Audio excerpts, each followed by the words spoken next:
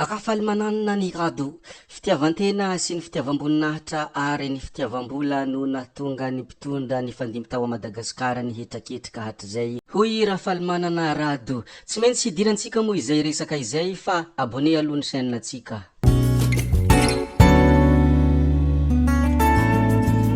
Hitanareo amin'iny zavatra tsy sarotra akory ny manao abonnement ny chaîne koa ankasitrahana ianareo rehetra izay nanao abonnement ary isika rehetra moa dia mifanontohana tsy ho lavo. Ndeha ary hidirantsika avy hatrany ny resaka izay nataony Rafaly manana ny rado na Rafaly manana rado tao amin'ny page Facebook-ny. Tsy mahagaga moa tatoato raha ohatra ka rivo-doza gamane foana no niresahin'olona satria anisany tena circonstance nanana ny lazan'iny satria niharamboina ny vahoaka tany amin'iny nosy avaratra iny. Ka izany no namoahany Rafaly manana ny rado ny hevitra manoloana ity fanehoan-kevitra izay nataony ity. Hoy rado Rafaly manana, resaka vonjena ho an'ny Malagasy sy Madagasikara tao aorian'ny rivo-doza gamane dia nanapa-kevitra ny fanjakana Malagasy fa tratry ny fahavoazam-pirenena na hoe sinistre national ankehitriny. Izany moa ny teny fampidirana izay nataony dia rehefa vita izay teny fampidirana izay na ilay antsona hoe introduction dia nitsikera ny mpitondra fanjakana izay nifandimby izy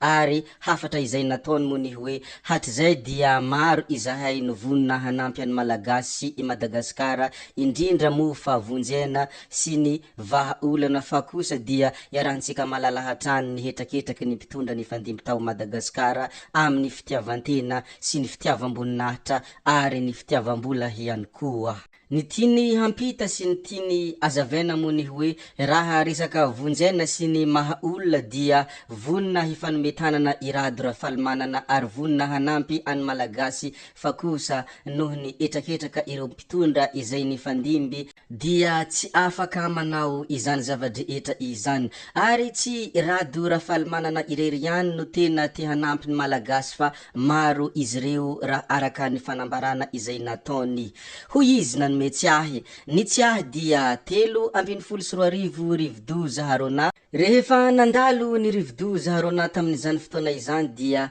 nosakanana sy nasina handovola amin'ny era Madagasikara ary anotakiana habatsiranana rehefa tsy ny filoha no mizara ireo fanampina nentinay tamin'ny boina 700 hoy Rafaly manana ny rado. Izany ny fanamarihana izay nomeny rehefa nampiatsiahy sy nitanisa ireo tsiahy izy ary mbola misy tsiahy hafa ndray no nampitsahiviny Rafaly manana ny rado ny tamin'ny 7:12. Ny 7:12 ndray dia rivo-doza enaho izy no nanaovan'ny mpitondra takalonaina tsotra izao ka rehefa tsy miaraka amin'ny mpitondra no mizara izany dia tsy mahazo miditra ao a Madagasikara kanefa ireo 30 conteneur efa lasa. Rehefa nisy izany zavatra izany dia setry nomena ny BNGRC ny conteneur iray mba hitarafana ny fahadiovam-pony ireo mpitondra ary nanaovana rangom-pohy mihitsy hoe ny skoto Malagasy no mizara miaraka amin'ny fanjakana.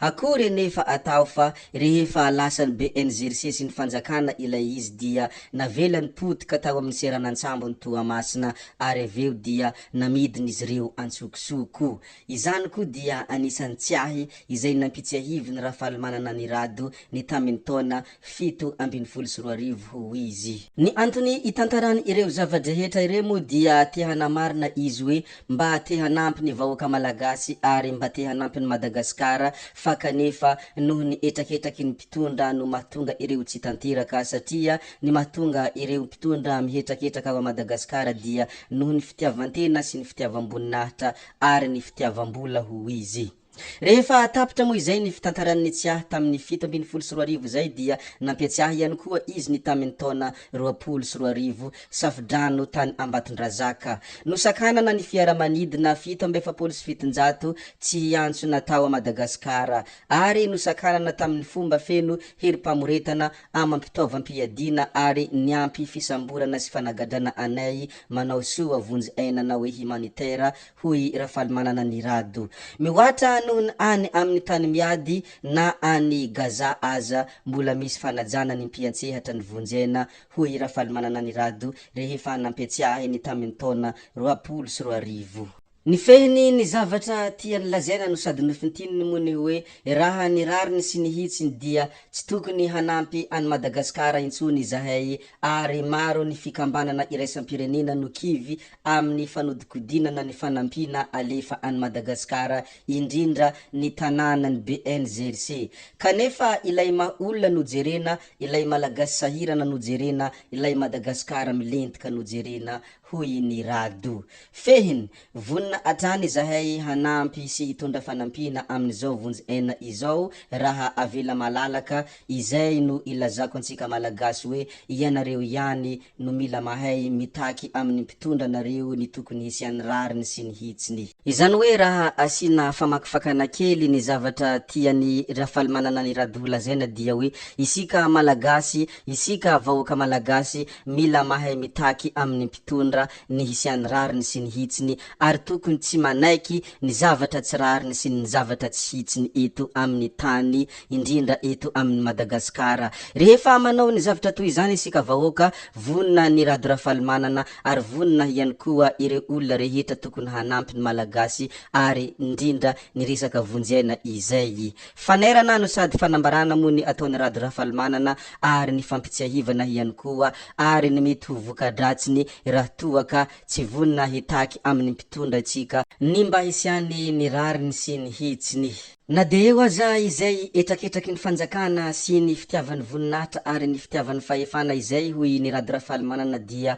hamaly ireo taratasy fangatahana vonjena avy amin'ireo malagasy any an-toerana izahay indrindra ireo ben'ny tanàna any ambany ravin-kazo any ary ny fanampina dia alefa mivantana amin'izy ireo fa tsy mandalo fanjakana akory. Ary ity farany tokony hanamorana ny fampidirana izany amin'ny mahavonjena azy na hoe action humanitaire. Izany hoe na de eo aza izay zavatra rehetra izay voalaza ny rado rafalimanana izay dia tsy maintsy hamaly ireo taratasy fangatahana izy satria tena vonjena ho an'ny malagasy ny tiany atongavana ary tsy kivy tsy ketraka izy na ndraindray aza mitady lavolefina tamin'ireo zavatra efa nandalo sy tsy ahy izay nampitsahiviny ireny dia mbola vonina foana izy hanampy ny malagasy ary indrindra ny amin'ny resaka vonjena sy ny maha olona izay dia tena tsy ataony mahakivy azy na de eo aza ny zavatra tsy rariny sy ny tsy hitsiny izay.